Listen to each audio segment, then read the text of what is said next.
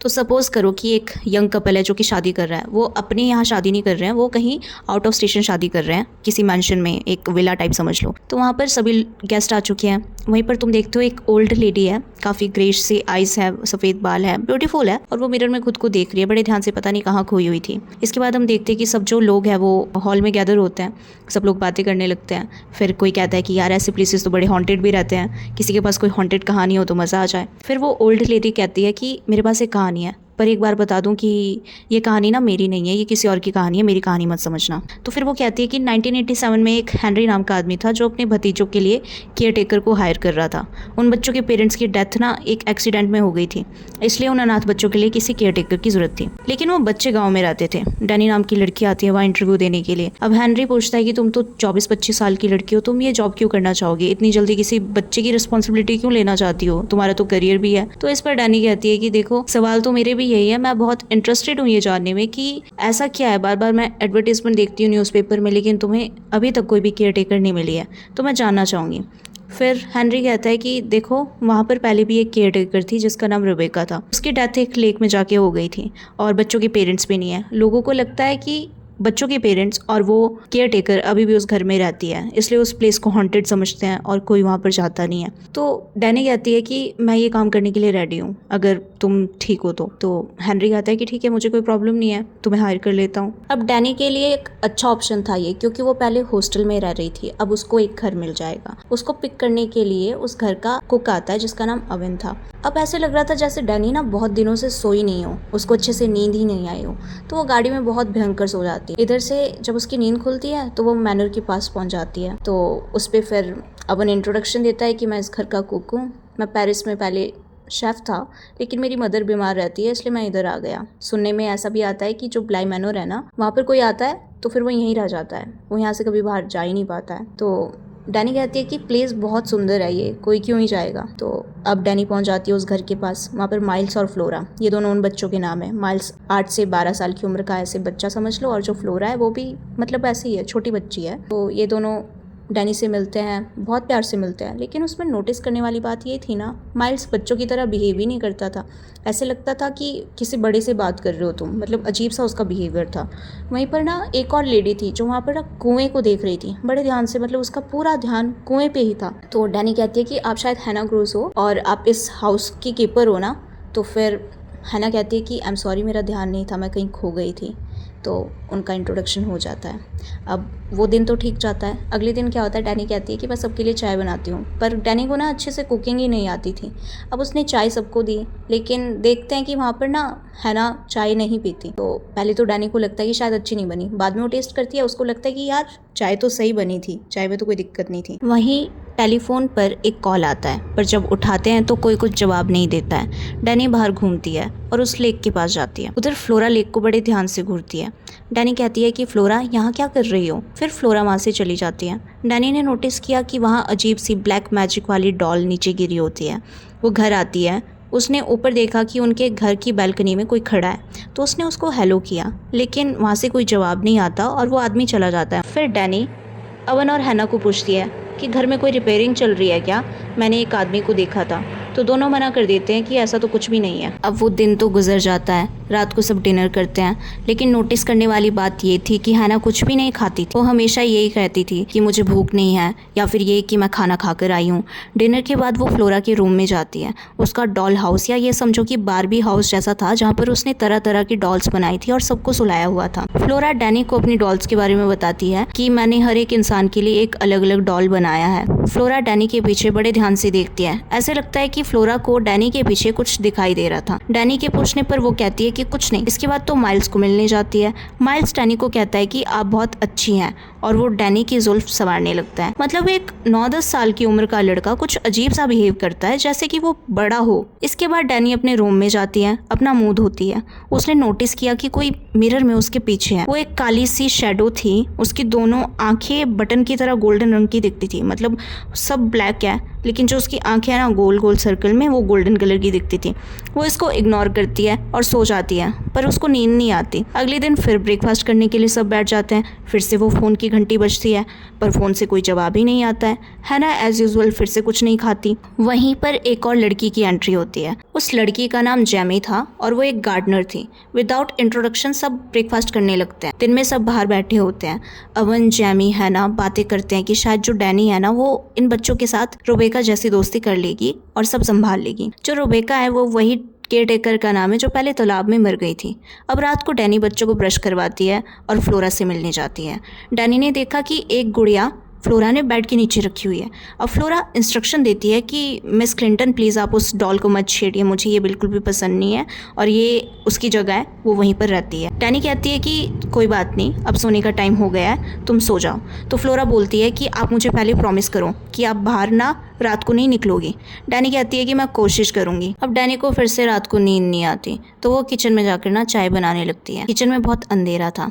एकदम से दिखता है कि सफ़ेद कपड़ों में खुले बाल लिए एक आत्मा घर के बाहर घूम रही थी। मतलब उसने एक वेडिंग ड्रेस टाइप एक वाइट कलर की ड्रेस डाली थी, खुले बाल थे और वो बाहर घूम रही थी। लेकिन डैनी का उस पर बिल्कुल भी ध्यान नहीं जाता है। वो चुपचाप चाय बनाती है और अपने रूम में चली जाती है।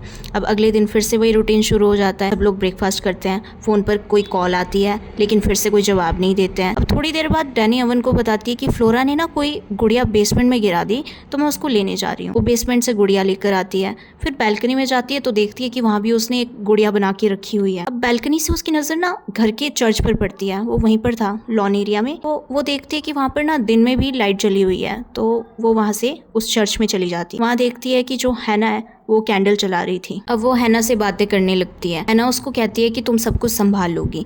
अब हैना बताती है कि फ्लोरा की ना यही आदत है, वो सबकी रक्षा के लिए डॉल्स बनाती है, इसकी वजह से वो हम सबकी रक्षा कर रही है, तुम इसके बारे में उससे ज़्यादा सवाल मत करना।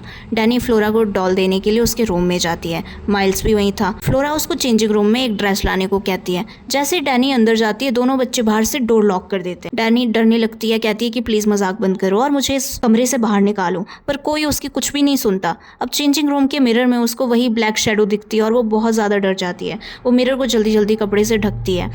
इसके बाद बच्चे डोर खोल देते हैं। डैनी को कहते हैं कि वी आर रियली सॉरी, हमारा ये करने का बिल्कुल भी मन नहीं था, हम ये करना नहीं चाहते थे। डैनी उनको इस चीज़ के लिए तो माफ़ कर देती है। अब इसके बाद डैनी अपने रूम में जाती है तो वहाँ देखती है कि जो माइल्स है वो पीठ मोड़कर खड़ा है और वो कहता है कि miss Clinton I am sorry, मैं ये करना नहीं चाहता था, मुझसे हो गया।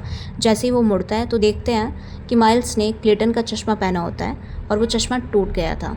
डैनी को उसको देख के शायद बुरा लगता है और उससे ज़्यादा वो थोड़ा डर जाती है। वो दौड़ते दौड़ते बाहर जाती है और वो रोने लगती है। जेमी ने उसको देख लिया रोते हुए तो उसको कंसोल करती है और बोलती है कि छोटे छोटे बच्चों को डील करना थोड़ा मुश्किल होता है, लेकिन वो अच्छे बच्चे हैं, मैं समझती हूँ, कोई बात नहीं, तुम्हें अगर कुछ ज़रूरत हो तो मुझे बोल देना।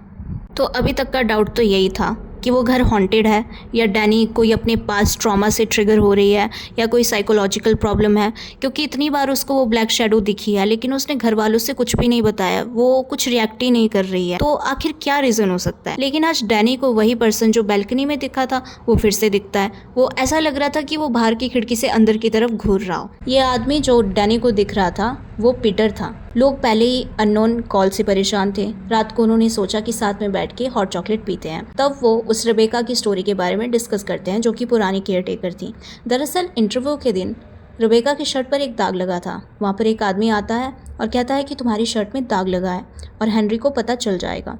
रेबेका उस दाग को अपने बालों से छिपा देती है। इंटरव्यू के टाइम वो आदमी हेनरी के सामने रेबेका को सपोर्ट करता है कि ये लेडी अच्छी रहेगी।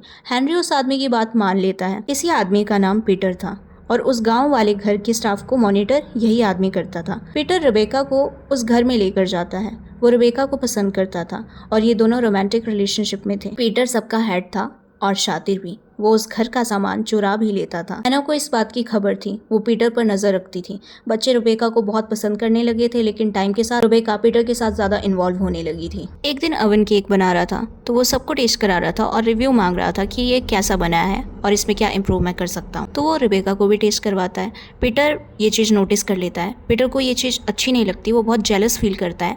वो अपने कमरे में जाता है और पैकिंग करने लगता है और कहता है कि मैं यहाँ से जा रहा हूँ, तुमने जो करना है वो करो। अवन के साथ मुझे दिख रहा है तुम्हारा रिलेशनशिप, मेरी पीठ पीछे तो तुम कुछ भी कर सकती हो, ऐसे करके बहुत कुछ सुनाता है और कहता है कि मैं यहाँ से जा रहा हूँ। उस दिन के बाद से लेकर पीटर को उस घर में कभी नहीं देखा। इसीलिए घर के स्टाफ को लगता है कि शायद पीटर ही वो लड़का है जो बार बार ये अननोन कॉल्स करता है ताकि वो रेबेका की आवाज़ को सुन सके और श्योर कर सके कि क्या वो अभी भी यहाँ पर काम करती है या चली गई। नेक्स्ट डे हम देखते हैं कि माइल्स डैनी के लिए एक फ्लावर बुके लाता है और सॉरी बोलता है। डैनी बहुत खुश हो जाती है। वहीं जैनी की चीखने की आवाज़ आती है, वो बहुत गुस्से में होती है। वो कहती है कि ये माइल्स बहुत बेकार लड़का है, देखो डैनी इसने वो फूल तोड़ दिए जिनका अभी तक सही समय आया भी नहीं था, ये इतने मैच्योर नहीं हुए थे। तब डैनी को पता लगता है कि ये फ्लावर बुके यहाँ से लेकर आया था। रात को खबर मिलती है कि अवन की माँ चल बसी। अगले दिन फ्यूनरल था। डैनी तैयार होने लगती है। वो बहुत परेशान थी क्योंकि ब्लैक शैडो अभी भी उसका पीछा कर रही थी। डैनी वहाँ आकर कहती है कि कोई बात नहीं, अगर तुमने नहीं आना है तो मत आओ, अवन को बुरा नहीं लगेगा। उसको थोड़ा रिलीफ मिलता है। रात को उन सब ने बॉनफायर ऑर्गेनाइज की थी। अब यहाँ सब बैठते हैं और उन लोगों को श्रद्धांजलि देते हैं जो ऑलरेडी डेड है। जब डैनी की टर्न आती है तो वो किसी को भी श्रद्धांजलि दे नहीं पाती। वो बस सोच रही थी, वो कुछ कहना चाहती थी लेकिन कह नहीं पा रही थी, बहुत उदास थी। तो जैनी उसको साइड में लेकर जाती है और उससे बात करती है। अब जैनी को डैनी बताती है कि कुछ टाइम पहले जब मैं यहाँ आने वाली थी उससे पहले मेरी एंगेजमेंट फिक्स हो गई थी और शायद मैं उस रिलेशनशिप में कंफर्टेबल फील नहीं करी थी। मैंने अपने फियांसे से ये बात करी कि हमें ब्रेकअप कर लेना चाहिए। हम एक गाड़ी में बैठे हुए थे और जिस दिन मैंने ये बात की उसी टाइम वो बहुत गुस्सा हो गया, गाड़ी से नीचे उतरा और जैसे गाड़ी से उतरा उसका एक्सीडेंट हो गया और वो उसी दिन चल बसा। तब से लेकर मुझे ऐसा लगता है कि वो मेरे पीछे ही खड़ा रहता है, मुझे दिखता है, उसकी शैडो मेरा पीछा करती है, वो मुझे नहीं छोड़ता। मुझे ऐसा लगता है कि लोग मुझे बेवकूफ़ समझेंगे, मैं शेयर नहीं कर पाती हूँ, बट स्टिल वो मेरे साथ ही रहता है। जैनी को डैनी की बातें सुनकर बहुत बुरा लगता है। शायद इन दोनों के बीच में कोई केमिस्ट्री थी। वो दोनों वहाँ से चले जाते हैं। तो उधर दूसरी साइड देखते हैं कि हैना और अवन भी कुछ बात कर रहे थे। एक्चुअली अवन अब यहाँ से जाने की सोच रहा था क्योंकि उसकी मदर की डेथ हो गई थी, तो उसके पास यहाँ रहने का कोई पर्पस नहीं था। वो हैना को भी कहता है कि तुम भी यहाँ से चल पड़ो। हैना कहती है कि मैं भी जाना चाहती हूँ, लेकिन वो कहीं खो जाती है बोलते बोलते, जैसे वो यहाँ से नहीं जा सकती। तो इसके बाद वो चारों चले जाते हैं। तीनों के जाने के बाद अब डैनी उस चश्मे को लेकर आती है और बॉनफायर में डाल देती है और नोटिस करती है कि उसको सामने वो शैडो दिख रही है। वो उस शैडो का सामना करती है और कहती है कि अब क्या बोलो, कुछ तुम्हें दिक्कत है तो मुझे बताओ। इसके बाद से लेकर उसको ब्लैक शैडो दिखना बंद हो गई। एक्चुअली वो चश्मा उसके मरे हुए पार्टनर भूत का ही था। वहाँ बॉनफायर के पास डैनी और डैनी का पार्टनर भूत आमने सामने होते हैं। उस भूत को बोलती है कि अगर तुम्हें कुछ कहना है तो कहो, मेरा पीछा करना बंद करो। उस दिन के बाद से शायद उसके डर ने उसको कभी भी फॉलो नहीं किया। वो भूत उसको दिखना बंद हो गया। अब अगले दिन डैनी जल्दी उठती है, वो कॉफ़ी बनाती है जैनी को इम्प्रेस करने के लिए। वो दोनों डिसाइड करते हैं कि वो रात को कहीं घूमने जाएंगे और डैनी उसको लास्ट नाइट के लिए सॉरी भी बोलती है। अब रात को वो दोनों जंगल की तरफ जाते हैं। जैनी उसको मूनफ्लावर दिखाती है और कहती है कि ये मैंने प्लांट किया था।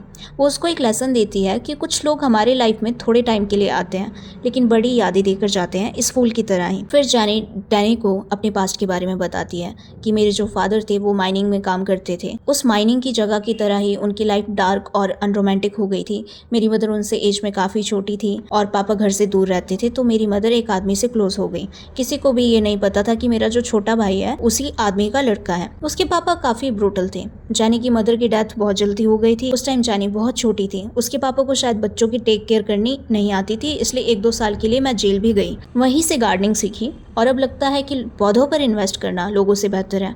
इसके बाद ये दोनों रूम में चले जाते हैं, इकट्ठे सोते हैं।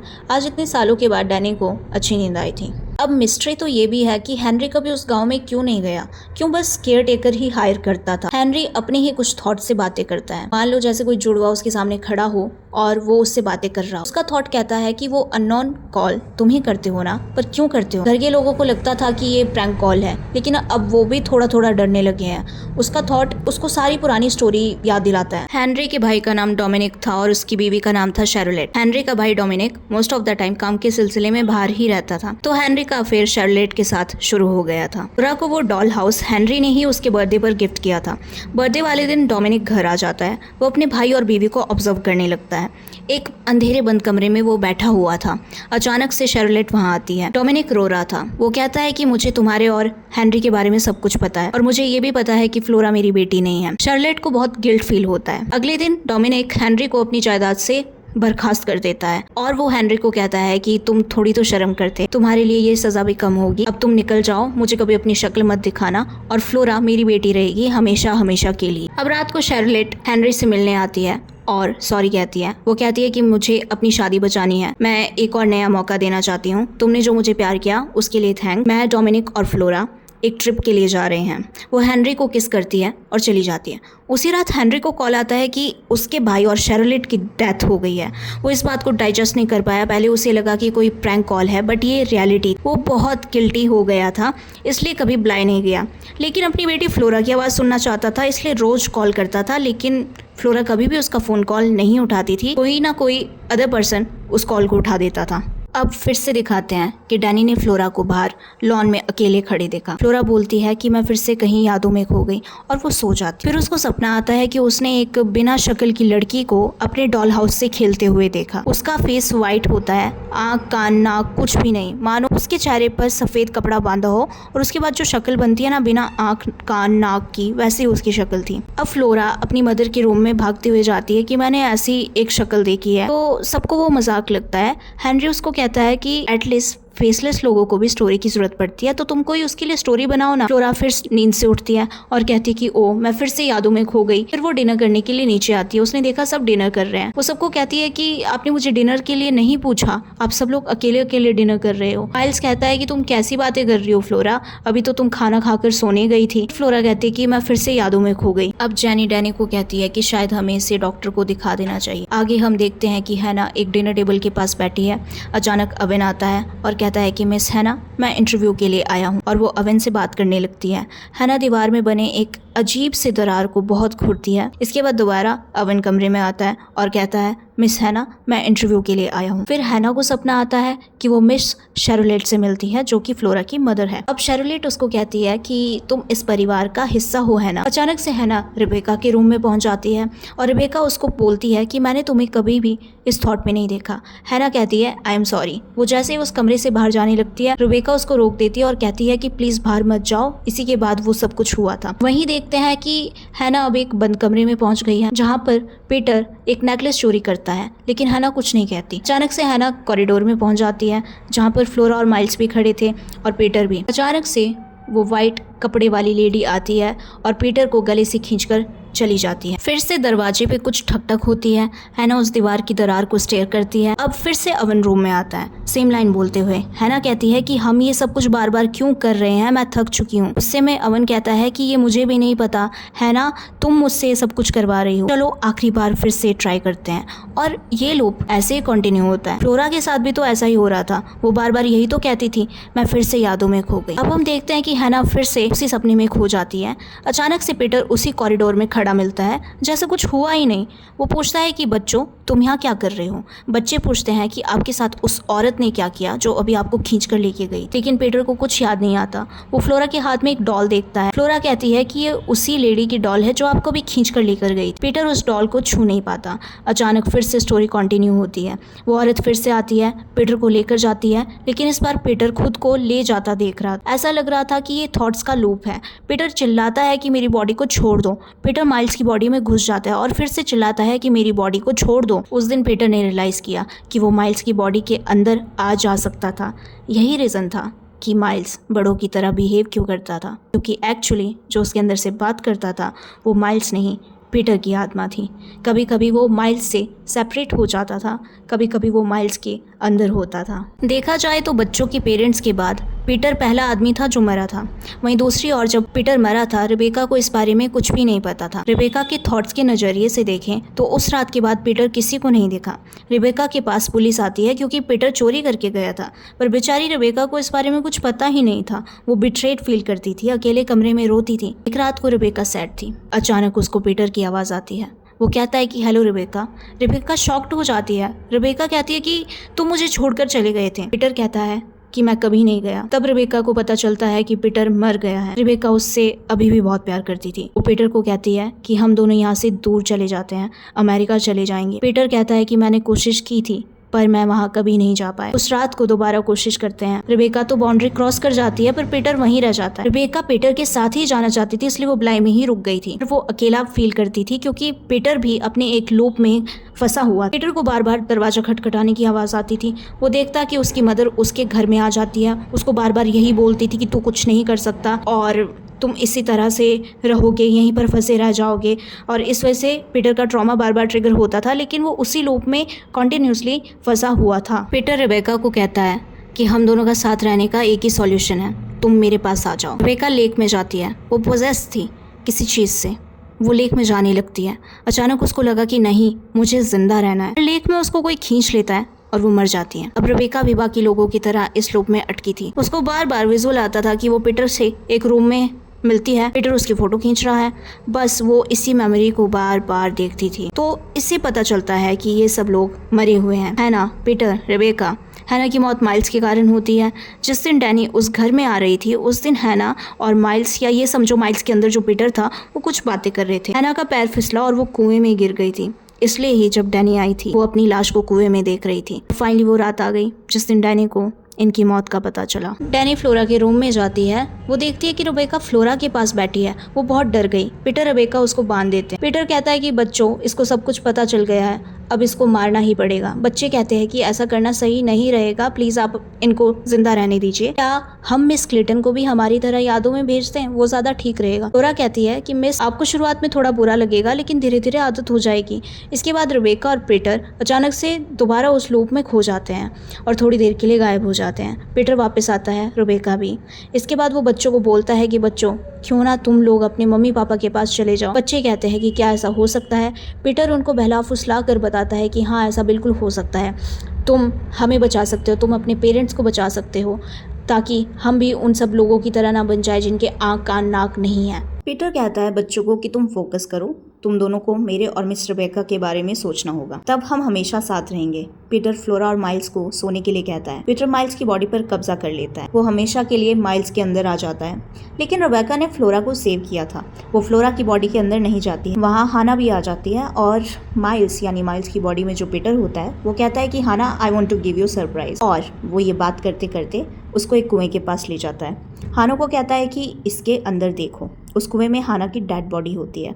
तो जाहिर है कि हाना, पीटर, रेबेका सब डेड हैं और अपनी मेमोरीज के लूप में फंसे हुए हैं। पर फ्लोरा और माइल्स के बारे में क्या, इनके बारे में आप जानते हैं। डेड रेबेका मिस क्लिंटन को कहती है कि जल्दी से फ्लोरा को इस घर से बहुत दूर ले जाओ। मिस क्लिंटन फ्लोरा को जल्दी घर से बाहर लेकर आती है, बट फ्लोरा कहती है कि मैं माइल्स के बिना तो नहीं जाऊंगी। तभी वहाँ पर एक ब्लर फेस वाली लेडी आती है और मिस क्लिंटन को गले से खींच कर ले जाने लगती है। डेड हाना उस लेडी को रोकने की कोशिश करती है पर नाकाम रहती है। वो मिस क्लिंटन को एक रूम में लेकर जाती है, लेकिन वहाँ फ्लोरा को देख के वो मिस क्लिंटन को छोड़ देती है और फ्लोरा को गोद में उठाकर पानी की तरफ जाने लगती है। आखिर ये ब्लर फेस वाली लेडी थी कौन? दरअसल 17वीं सेंचुरी की बात थी। एक आदमी की 2 बेटियां थी, बड़ी का नाम वॉयला और छोटी का नाम पर्टिडा।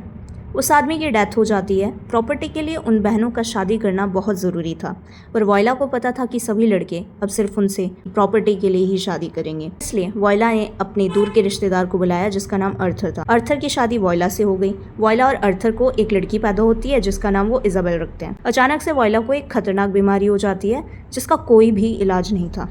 उसके पास अब कुछ महीने थे। उसको दूसरे रूम में शिफ्ट कर दिया। 5 साल बीत गए, लेकिन अभी भी वो जिंदा थी और इजाबेल भी थोड़ी बड़ी हो चुकी। पर्टिडा और अर्थर भी नजदीक आने लगे थे क्योंकि वॉयला तो हमेशा एक कमरे में बंद रहती थी। वॉयला को ये बात अच्छी नहीं लगी। वॉयला अपनी ही बहन के साथ मिसबिहेव करने लगी। जब भी पर्टिडा वॉयला की केयर करने की कोशिश करती, नॉर्मल कॉन्वर्सेशन में भी वॉयला पर्टिडा पर हाथ उठा देती। वॉयला ने एक बॉक्स में बहुत सारी ड्रेसेस और ज्वेलरी लॉक कर दी थी। वो अर्थर को कहती है कि इस बॉक्स की चाबी इजाबेल को तभी देना जब वो 18 साल की हो जाए। वहीं अर्थर की संपत्ति भी थोड़ा कम होने लगी, इसलिए वो काम के सिलसिले में ब्लाई से बाहर जाने लगा। पर्टिडा को ये बात अच्छी नहीं लगी और पर्टिडा वॉयला को अब सहन भी नहीं कर पा रही थी। उसकी हरकतों से बहुत तंग आकर एक दिन उसने उसका गला घोंटकर मार दिया। इसके बाद अर्थर और पर्टिडा ने शादी कर ली, लेकिन इजाबेल ने पर्टिडा को अपनी मदर कहने से मना कर दिया। अर्थर को बिजनेस में बहुत नुकसान हो रहा था।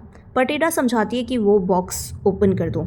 अर्थर मना कर देता है क्योंकि वॉयला से उसने वादा किया था। एक दिन पर्टिडा वो बॉक्स चोरी से ओपन करती है। जैसे ही उसने एक ड्रेस निकाली, उस ड्रेस से 2 हाथ बाहर निकलते हैं और पर्टिडा का गला दबा देते हैं। अर्थर ने देखा कि पर्टिडा मर चुकी थी। वहीं दूसरी तरफ वॉयला अपने बेड से ऊपर उठती थी।